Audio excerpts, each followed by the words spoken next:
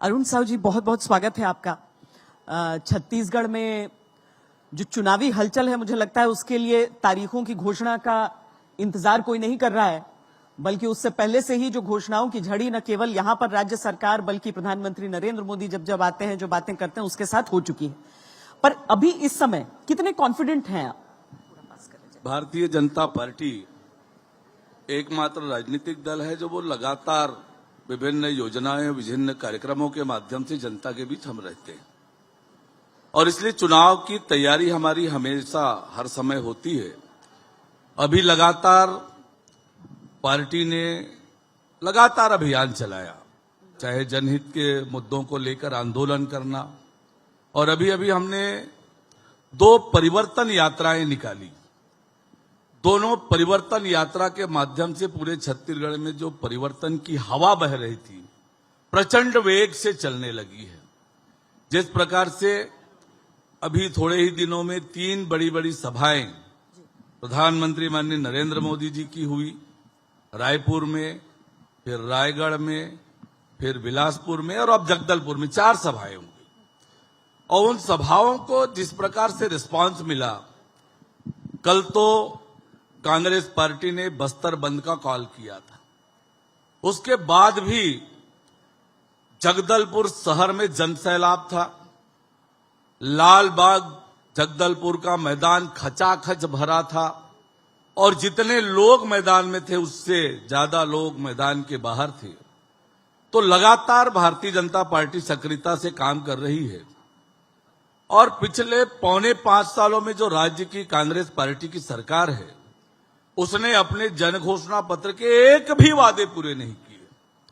और ऐसी अद्भुत सरकार है, विकास के बड़े बड़े दावों तो करती है, पर 4.25 साल में एक नया प्राथमिक स्कूल नहीं खोला, भवन नहीं बनाई, एक नया प्राथमिक स्वास्थ्य केंद्र नहीं खुला।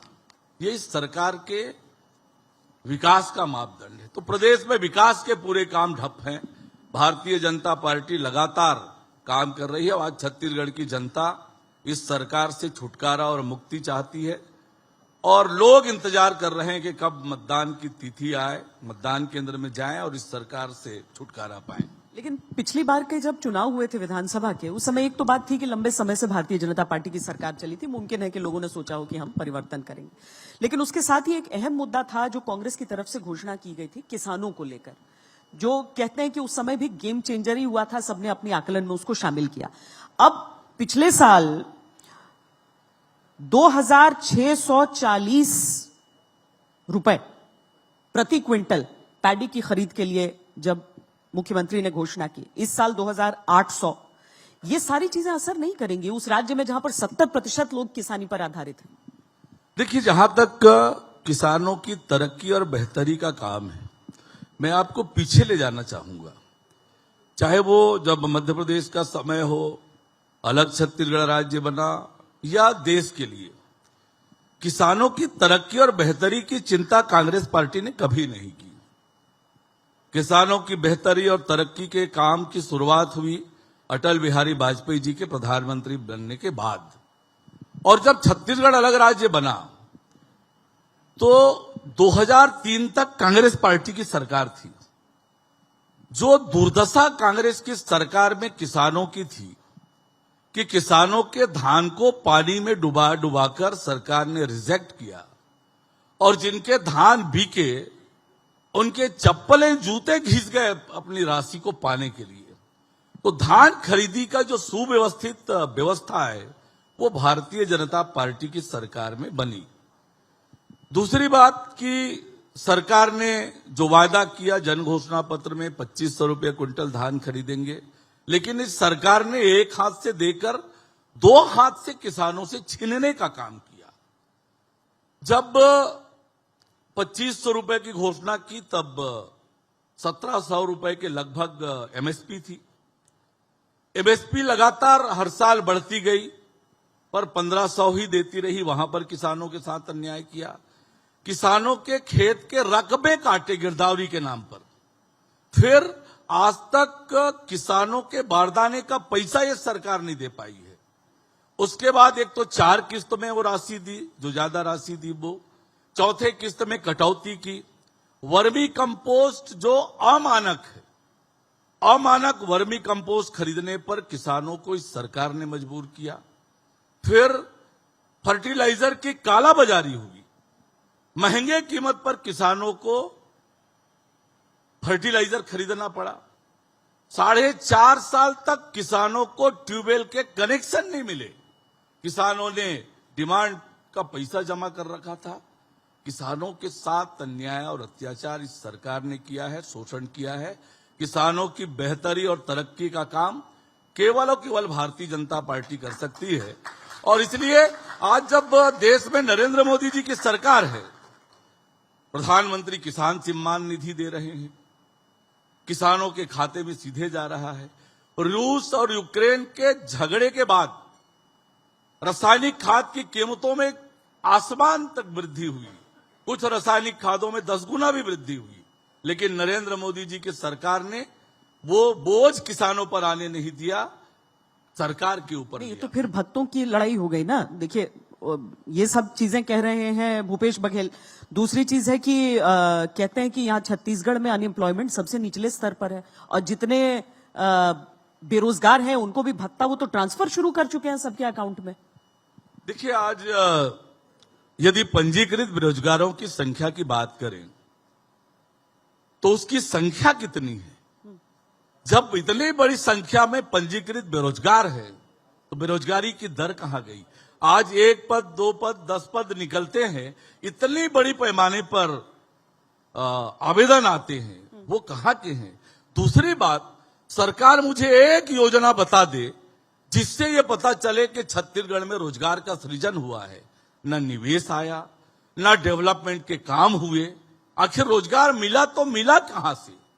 रोजगार मिला मनरेगा से, उसके अलावा तो और कोई काम नहीं। आप कह रहे हो फिगर्स गलत है सरकार? बिल्कुल बिल्कुल। छत्तीसगढ़ के नौजवानों के साथ इस सरकार ने तो ऐसा खिलवाड़ किया है।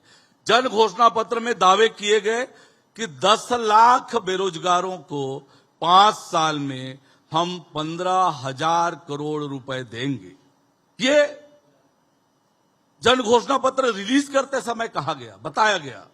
जन घोषणा पत्र समिति के अध्यक्ष जो आज उप मुख्यमंत्री हैं टीएस सिंहदेव जी, उन्होंने कहा कि हम 10 लाख बेरोजगारों को 2,500 प्रति महीने बेरोजगारी भत्ता देंगे, उसके लिए 15,000 करोड़ रुपए लगेगा।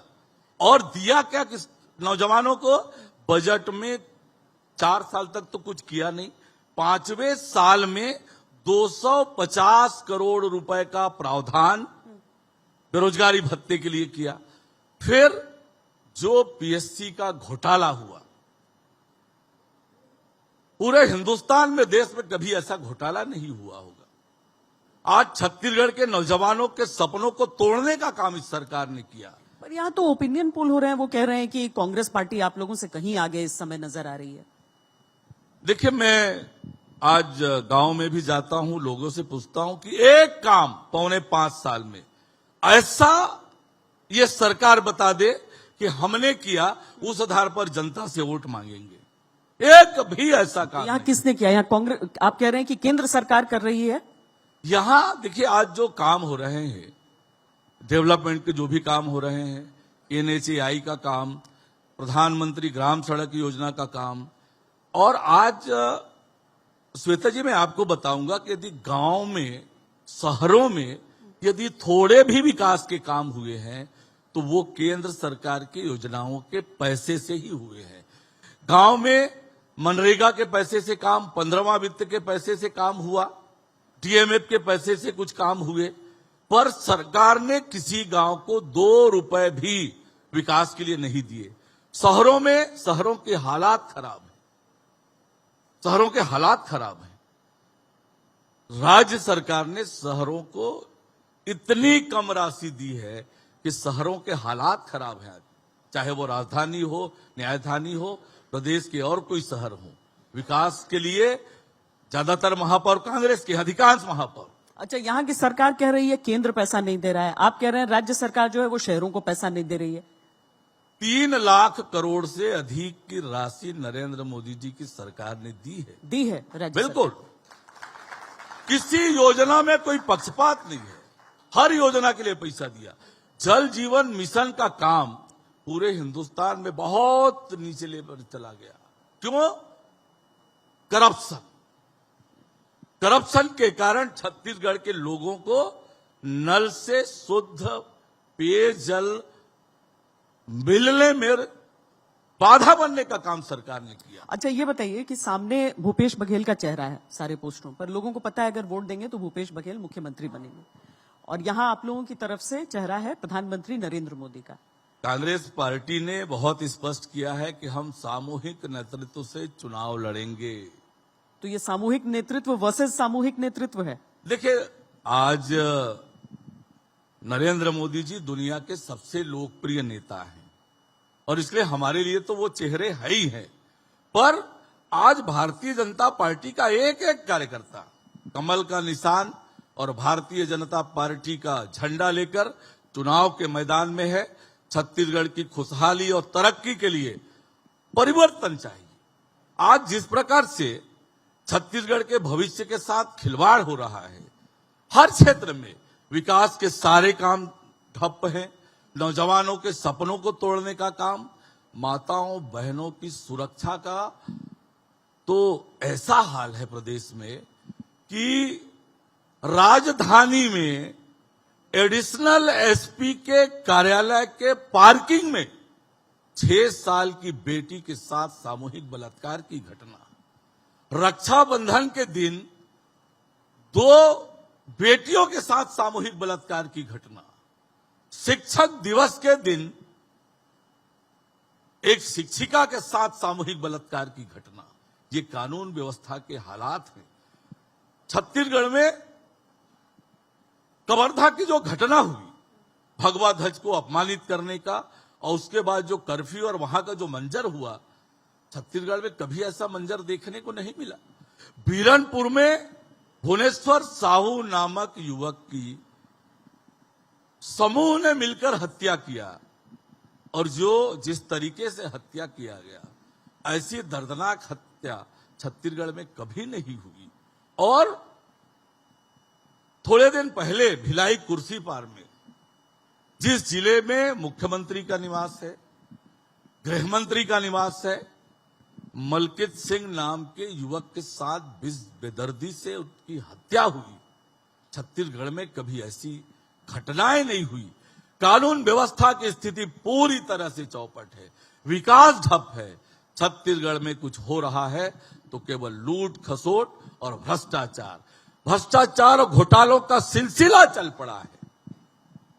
कोयले के घोटाले से चालू होकर कोयला घोटाला, चावल घोटाला, शराब घोटाला, डीएमएफ में घोटाला, गौठान में घोटाला। पर आप लोग कुछ तो आपस में तो सोचते होंगे ना कि मुख्यमंत्री कौन बनेगा अगर बीजेपी जीत जाएगी तो।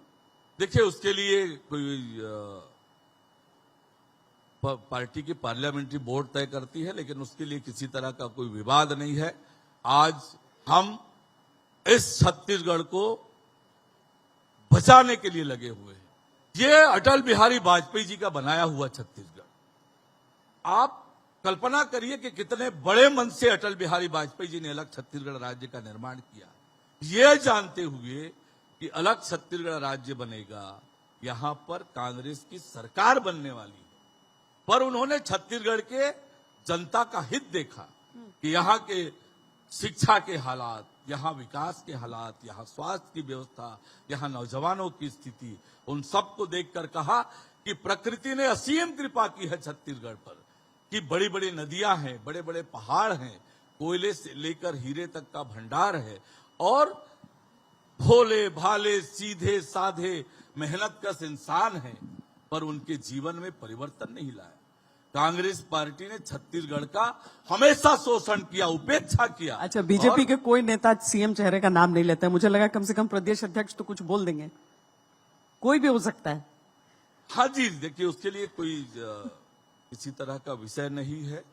देखिए, प्रधानमंत्री का चेहरा तो अगले साल लोकसभा चुनावों में चलेगा ही, पर विधानसभा में तो मतलब कोई होता ना कि अच्छा ये सीएम है, लोग वोट देने जाते सोचते इनको हम सीएम के तौर पर देखना देखिए, चाहते हैं? पार्टी की अपनी रणनीति होती है, कब चेहरे के साथ जाना, कब नहीं जाना। हर समय चेहरे के साथ जाया जाता सबको है, स्वीकार है पार्टी में यहाँ पे? ऐसा भी नहीं है। और इसलिए आज हम इस छत्तीसगढ़ की खुशहाली और तरक्की के लिए पूरी ताकत से लड़ रहे हैं। हर मोर्चे पर लड़ रहे हैं, सड़क से लेकर सदन तक लड़ाई लड़ रहे हैं। ये छत्तीसगढ़ जो संभावनाओं का प्रदेश है, छत्तीसगढ़ में वो ताकत है, वो क्षमता है कि दुनिया का सिरमौर, देश का सिरमौर राज्य बन सकता अच्छा, है। कहते हैं बीजेपी को चुनाव लड़ना बहुत अच्छी तरीके से आता है, जो गलतियां होती हैं उसको भी पूरा परखा जाता है। 5 साल पहले जो चीजें थी आप लोग के विरोध में जो गई, आपको लगता है कि उन चीजों को आपने ठीक किया है उन खास हिस्सों में जहां पर आप लोगों को पूरी तरीके से बाहर किया गया? देखिए, 2018 का विधानसभा चुनाव केवल और केवल कांग्रेस पार्टी के जो जन घोषणा पत्र में बड़े बड़े लुभावने वादे, उन लुभावनों में छत्तीसगढ़ की जनता आ गई। और उनका जो नारा है, वक्त है बदलाव का, इस नारे पर और अपने उन दावों को के लिए जिस प्रकार से छत्तीसगढ़ के लोगों के भावनात्मक रूप से जोड़ने का काम कांग्रेस पार्टी ने किया, उसके कारण से वो इतना बड़ा बहुमत कांग्रेस पार्टी को मिला। पर आज वही छत्तीसगढ़ की जनता आज कह रही है वक्त है पछताव का, और गांव-गांव में ये नारा गूंज रहा है। औ नहीं सही बो बदल के रही बो, यह नारा आज गांव-गांव में गूंज रहा है, गली गली में गूंज रहा है। हर व्यक्ति ये नारा लगा रहा है कि ऐसी सरकार जो छत्तीसगढ़ को भ्रष्टाचार का गढ़ बना दे, ऐसी सरकार जो छत्तीसगढ़ को अपराध का गढ़ बना दे, ऐसी सरकार जो छत्तीसगढ़ को धर्मांतरण का गढ़ बना दे, ऐसी सरकार जो छत्तीसगढ़ को नशे का गढ़ बना दे, ऐसी सरकार जो छत्तीसगढ़ के नौजवानों के सपनों को तोड़ने का काम करे, बेचने का काम करे। नहीं चाहिए ऐसी सरकार। 4.25 साल सह लिया, अब आगे नहीं सहेंगे, इस सरकार को बदल कर ही दम लेंगे। आपका कहना है कि पिछले 5 साल में धर्मांतरण बहुत बड़ा मुद्दा बन के उठा है? देखिए, जिस तरह से एसपी को पत्र लिखना पड़ा, आयुक्त को पत्र लिखना पड़ा, धर्मांतरण के खिलाफत करने वाले आदिवासी समाज के भाइयों के ऊपर मुकदमे बनाकर उनको जेल में डालने का काम किया। पूरे प्रदेश में सरकार के संरक्षण में सरकार कोई कार्यवाही नहीं कर रही है, और धर्मांतरण का खेल, छत्तीसगढ़ की डेमोग्राफी को बदलने का काम यहां हो रहा है। आम छत्तीसगढ़ का व्यक्ति चिंतित है। जिस दिशा में भूपेश बघेल की सरकार छत्तीसगढ़ को लेकर जा रही है, ये छत्तीसगढ़ की प्रकृति के भी पर ये तो माँ कौशल्या का नाम लेते हैं, राम जी के नाम पर महोत्सव किए जा रहे हैं यहाँ पर, ये तो बहुत सारी चीजें कर रहे हैं भूपेश बघेल। देखिए, मैं इस विषय पे आपसे ये कहूंगा कि विशुद्ध रूप से ये दिल से विषय नहीं है, हाँ। श्रद्धा से नहीं है, ये राजनीति के लिए है। और कांग्रेस का हम जानते हैं पृष्ठभूमि क्या रही है, भगवान राम के प्रति और विषयों के प्रति सनातन पर आज प्रश्न चिन्ह उठ रहा है, कैसे ये कर रहे हैं। तो देखिए, ये दिखावे के लिए, और छत्तीसगढ़ की जनता अच्छी तरह से समझ गई है कि छत्तीसगढ़ को किस प्रकार से दोनों हाथ से लूट कर छत्तीसगढ़ के विकास को अवरुद्ध करने का काम इस सरकार ने किया है। छत्तीसगढ़ को नशे का गढ़, जिस प्रकार से नशे का फैलाव पिछले 5 वर्षों में हुआ है, छत्तीसगढ़ के नौजवानों के सपनों को, छत्तीसगढ़ के भविष्य को बर्बाद करने में यह सरकार तुली हुई है। अच्छा, नक्सलवाद का भी बताइए, क्योंकि जो आंकड़ा कहता है वो ये कहता है कि 50% के आसपास कमी आई है नक्सलवादी घटनाओं में। देखिए, जिस प्रकार से सरकार का रुख रहा है नक्सलवाद को लेकर, राज्य की सरकार बिल्कुल गंभीर नहीं है, और सरकार को उसकी चिंता भी नहीं है। जिस प्रकार से लगातार हमारे कार्यकर्ताओं के टारगेट किलिंग हुई है, हमारे जिले के उपाध्यक्ष, जिले के मंत्री, हमारे अन्य पदाधिकारी, लगातार हमारे कार्यकर्ताओं का, हमारे पदाधिकारियों का, ये बताता है कि सरकार क्या कर रही है, कानून व्यवस्था कहां है, सरकार के ये दावे कहां है, सरकार के इन आंकड़ों की सच्चाई क्या है। पर हकीकत यह है जो धरातल पे दिखता है, लगातार घटनाएं हो रही हैं। सरकार के दावे गलत हैं। आप कह रहे हैं कि कांग्रेस के विरुद्ध सबसे बड़ी चीज है करप्शन। इस मुद्दे पर लोग उन्हें वोट आउट करेंगे, आपको वापस क्यों लाएंगे? वो सबसे बड़ा मुद्दा क्या है? मैंने आपको बहुत स्पष्ट रूप से कहा है कि हम छत्तीसगढ़ में खुशहाली चाहते हैं, छत्तीसगढ़ में कानून व्यवस्था का राज चाहते हैं। हम छत्तीसगढ़ को भ्रष्टाचार मुक्त करेंगे। जिस प्रकार से सरकारी संसाधनों की लूट मची, जिस प्रकार से भ्रष्टाचार के नए नए तरीके इजाद हुए हैं, छत्तीसगढ़ भ्रष्टाचार मुक्त हो, छत्तीसगढ़ तरक्की और विकास की ओर आगे बढ़े, छत्तीसगढ़ के नौजवानों को उनके सपने साकार करने का स्वतंत्र रूप से, निष्पक्ष रूप से अवसर मिले, उनके भर्ती की प्रक्रिया पारदर्शी हो। इस सरकार में तो ऐसे करप्शन है, पदस्थापना में पैसे लेकर, पोस्टिंग में पैसे लेकर, तो ये छत्तीसगढ़ के भविष्य के साथ खिलवाड़ हो रहा है। छत्तीसगढ़ को हम खुशहाल बनाना चाहते हैं, छत्तीसगढ़ को समृद्ध बनाना चाहते हैं, छत्तीसगढ़ को देश के अग्रणी राज्य में लाकर खड़ा चाहते हैं। छत्तीसगढ़ के लोगों की कल्पना, छत्तीसगढ़ के लोगों के सपनों के अनुरूप छत्तीसगढ़ को देश के अग्रणी, खुशहाल प्रदेश, समृद्ध प्रदेश, विकसित प्रदेश के रूप में हम छत्तीसगढ़ को आगे ले जाना चाहते हैं और इसलिए परिवर्तन चाहते हैं। समय समाप्त हो गया है, लेकिन आपका निजी आकलन क्या है? कितनी सीटें हैं इस बार बीजेपी को? मैं ज्योतिष तो नहीं हूं और ये आंकड़े बताने नहीं, आप जमीन पर घूमते होंगे। हाँ, मैं लेकिन इतना स्पष्ट बोल सकता हूं कि छत्तीसगढ़ की जनता इंतजार कर रही है कब वो मतदान केंद्र में जाएं, कमल का बटन दबाएं और इस कांग्रेस की सरकार से छुटकारा पाएं, भारतीय जनता पार्टी की सरकार बनाएं, कमल खिलाएं, ताकि छत्तीसगढ़ खुशहाली और तरक्की की ओर बढ़े। मैं ये कह सकता हूं, दावे के साथ कह सकता हूं कि पूर्ण बहुमत के साथ छत्तीसगढ़ में भारतीय जनता पार्टी की सरकार बनने वाली है। बहुत बहुत धन्यवाद अरुण जी हमसे बातचीत करने। Thank you.